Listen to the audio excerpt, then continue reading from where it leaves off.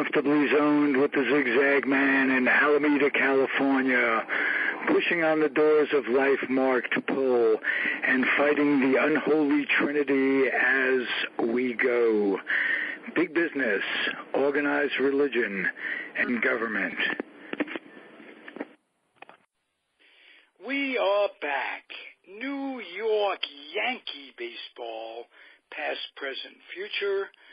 I'm Ralph Tyko with the Comfortably Zoned Radio Network, and with me today is Robert Deininger, who is the co-host of the show and a good all-around guy with a good heart. So, thank you, Ralph. I enjoy having you on the network. I read your social posts too on Facebook. It's not just baseball. It's not just sports with you.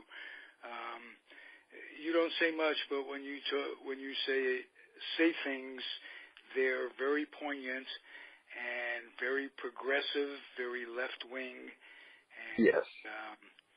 I have come to appreciate that kind of talk. But this is baseball, and we'll talk a little Yankees. I'm hoping Jack DeGraw will join us, and if not, you and I will pull it off because I follow them now almost as closely as I do the Mets, and part of it is the technology of the day and age we live. Is this unbelievable? We can get any game at any time. Home team, the announcers can be from the home team. They can be from the away team. And I'm talking radio. Now, I'm a big radio guy. There are ways to get as many packages to get as many games on television almost as you can get on the radio. And but I like listening on the radio. I like it as background noise. And I love John Sterling with the Yankees on the radio. Well, they're a good combination. They're an interesting combination. Let's put it that way. Yeah. She's very knowledgeable. She has a great mind. She has no ego. She will let him go with the flow. And I love his calls. I love that he did a Stanton home run the other day. He started singing, and it was singing in Italian. It was pretty well done, I must admit. Go ahead.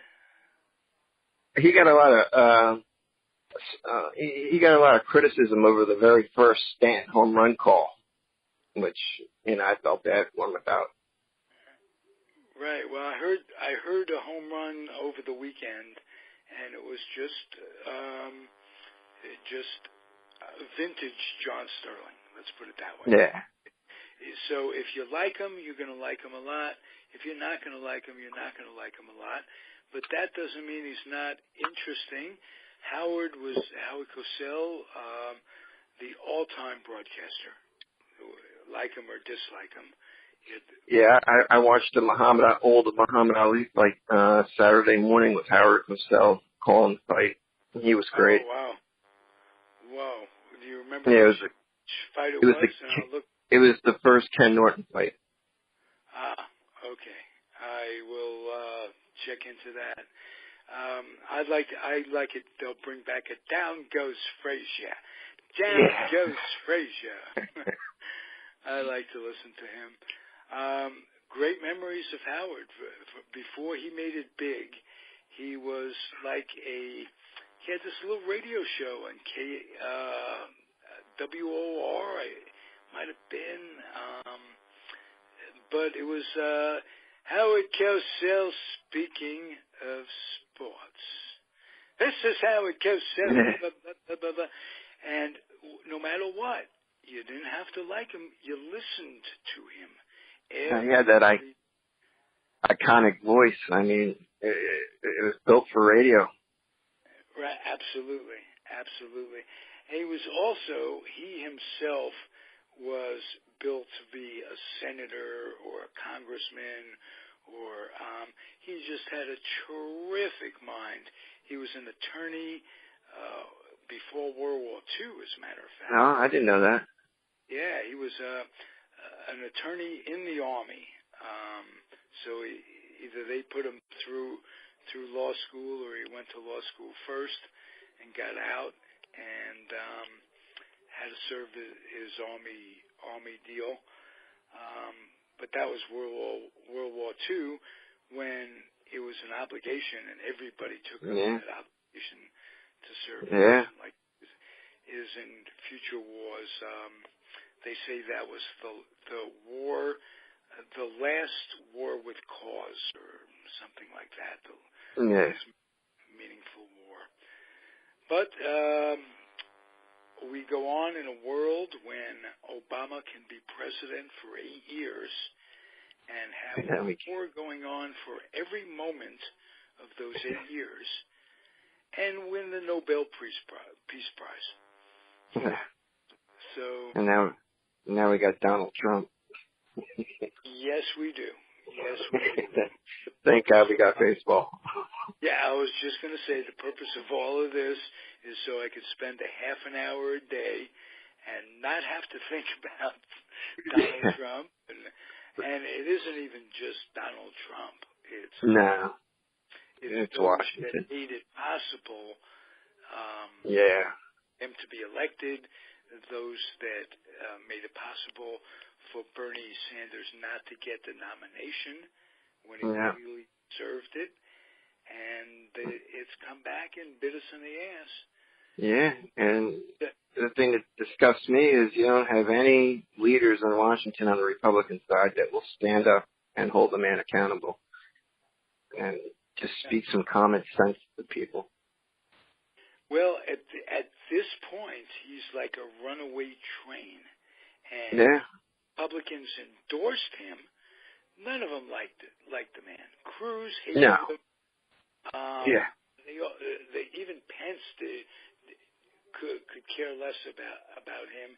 He just was political enough to not say anything and be the I mean, his political career was basically over after the whole thing in Indiana with that bill he passed. I mean, he was going to be out of politics, and he jumped on the Trump train. And, you know. Right. I mean, believe it or not, he scares me more than Trump. Yeah. Because he has an ideology of setting back womanhood as far back as he can, taking away their right to choose their own bodies, what goes into it, what all those things. And and he's not only cunning and so much of a jerk along those religious lines, and has no trouble blurring the line between church and state, which really sickens me. But smart enough politically, he's like Lyndon Johnson was, where he could get things through, where I don't think when it comes to it, Trump, unless he blows us up in a nuclear war, or a trade war, or an immigration war, where everybody in this country just says, wait a minute, we got to take the country back. Yeah, I mean, it just seems like he wants to start a trade war. I mean, he's doing a pretty good job right now.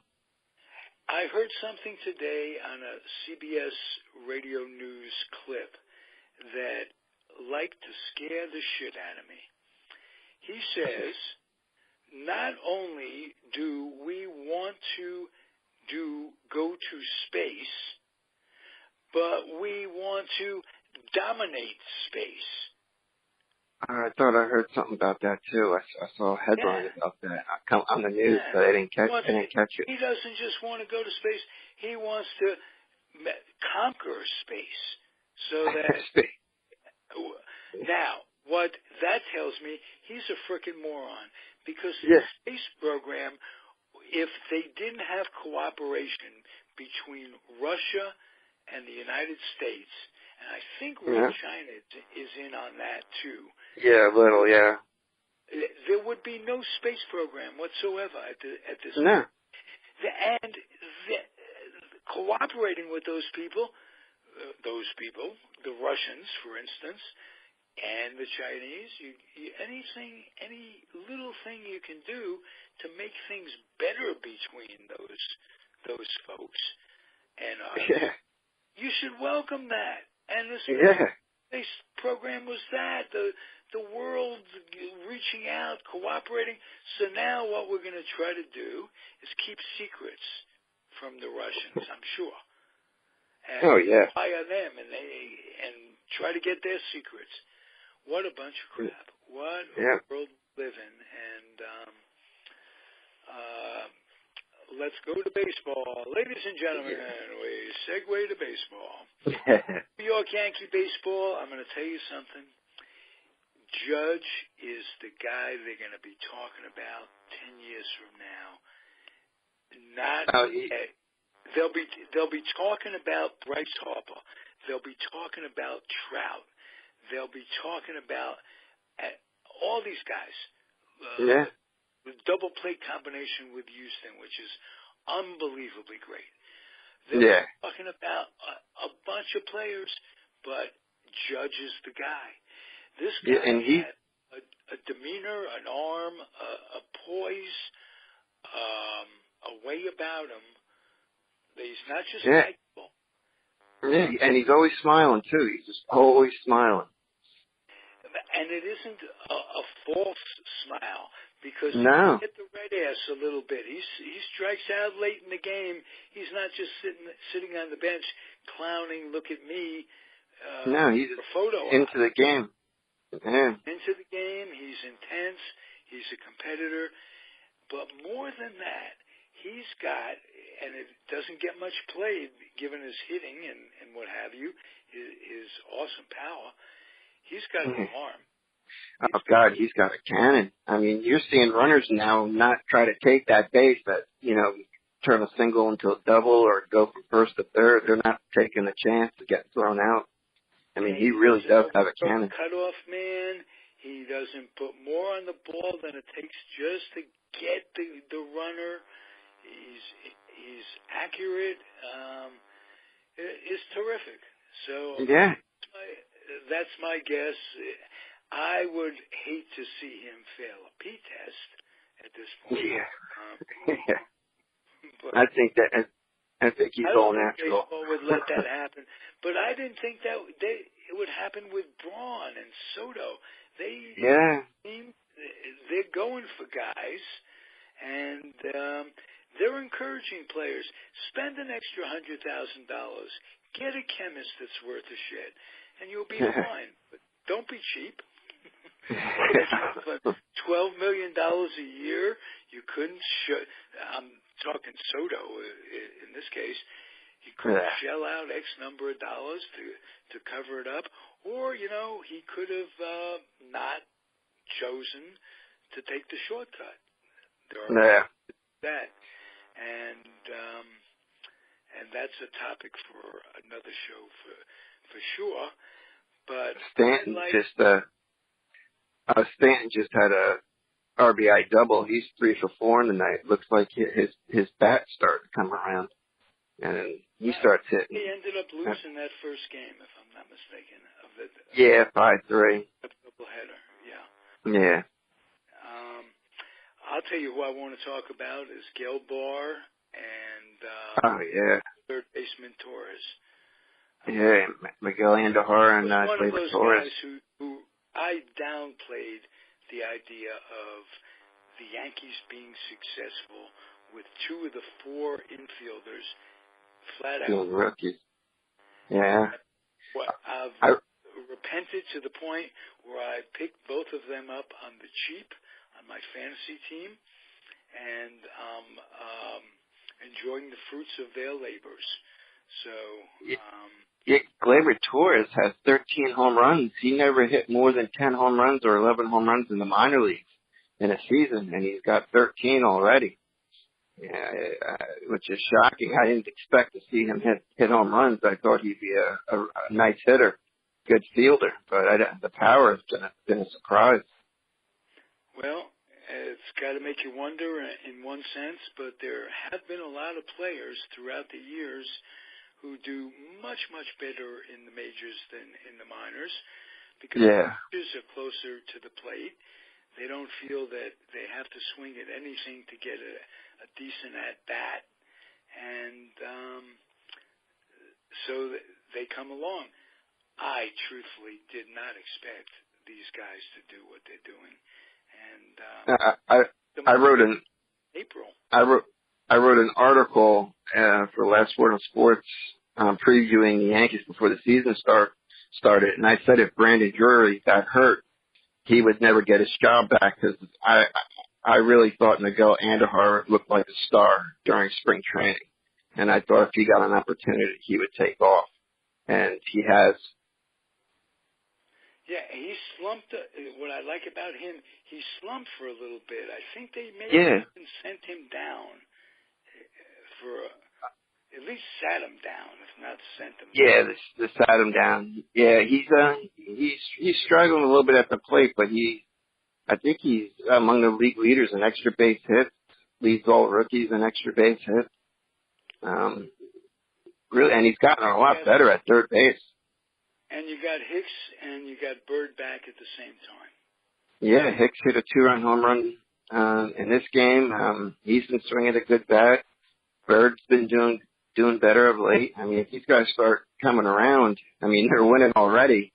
But if some of these hitters who have been struggling start picking it up, I mean, wow, they could be fun in July and August. Sanchez, speaking about hitters, that on one level, he's probably doing just what they're asking him to do.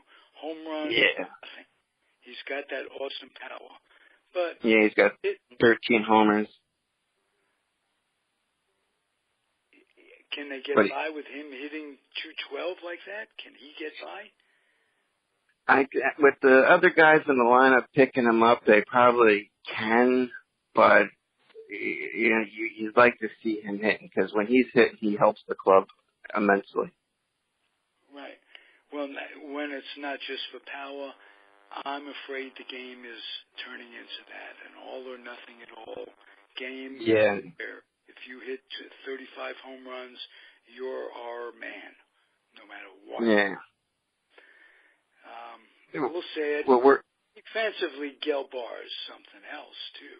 Oh, yeah, he's a natural shortstop, but he plays second base, you know, extremely well. I think he could play second, third, and short. Now, Didi's come for a while, and he seems to be coming back in good shape. Yeah, he's starting to come back, too. And you're getting good innings out of Gray? Yeah, Gray actually pitched a pretty good game tonight. Pitched 5 2/3, only gave up 2 runs. The last month he's been good. You couldn't ask for anything better from him. Yeah, the only negative in the past couple of weeks, I guess, is Montgomery going down for Tommy John. Yeah, Tommy John. That was some depth in their rotation that they're going to have a hard time making up without having to give up a prospect or two. True. I mean, because some pitching down the line. Yeah, because he had 9 wins last year as a rookie, and I thought he'd be taking that next step this season, easily getting them 12, maybe 12-plus wins this year. And, you know, Herman, It could be because he was in pain. Yeah. And they weren't letting on and what have you. And I'd like to think Tommy John's surgery is going to make a guy better. This but he's going to miss some time now, which is going to hurt. Yes. Anything on Ellsbury, a name that hasn't even crossed my mind? I haven't even heard his name since the month of April, when they put him on the 60-day. I have not heard one word, which is shocking. I think out of sight, out of mind is kind of their philosophy with him. Right. Did you happen to catch anything of the Yankee Old Timers Day? No, I missed it, but I did see Swisher had a home run into the second deck. Okay, Swisher's an old timer. Yeah. that really says it all for me. Yeah, I think he's still in his late 30s. Yeah, right. He'll probably come back and hit for the Mets tomorrow. And wait a minute.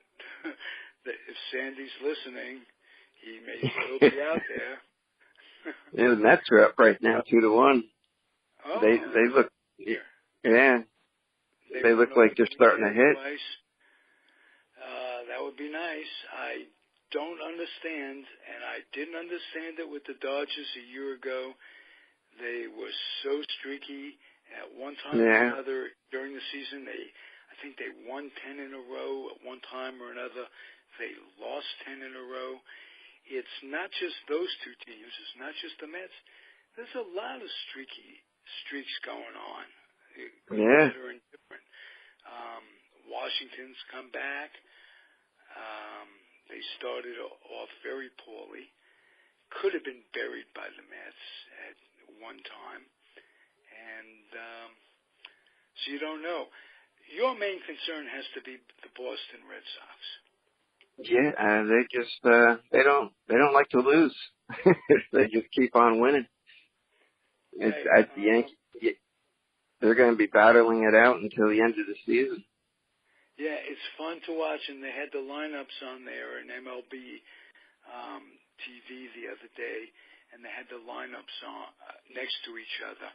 And I would say, if you just look lineup 1 through 9, 10 in this case, isn't it? Well, it's still 9. 1 through 9. I think the Yankees have a better lineup. You look at the bottom of the Yankee lineup, Hicks, Gelbar. They got the power, yeah. But Boston's a scrappy little team that, they just hit. They just hit a very... Got an all-around player, Mookie Betts, at the top of the order. He's a table setter, and he's got power. And Devers, that third baseman who was a rookie last year, that lefty. I mean, they got some good, and I'm surprised they released Hanley Ramirez, and they're still just, winning as if, it wasn't a big deal. Had to be more than just his numbers. Yeah, they had something in the clubhouse, something they know, that just not right, because that's a big game just to get released like that. And I haven't heard any teams that are interested in bringing him on board.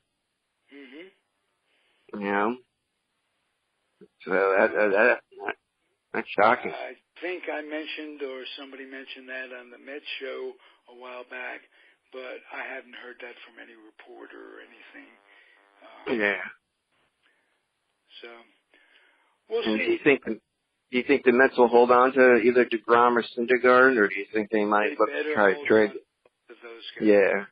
Yeah, I agree. Grace, if they have gone this far, especially now that the pitching staff has stabilized, the starters have stabilized, gives the relief a little break. It gives Gesellman a chance to go to the bullpen. I think he's going to end up the closer. I think if they're going to trade anybody, Familia might be the best bet to go. Yeah. You can get Matt's pitched a good game the other night. Matt's pitched good. Who is it? The kid from San Francisco. I can't think of his name right now. He was hurt for a year and a half. Vargas? No. No. Baseball pitcher hit 99 on the gun over the weekend,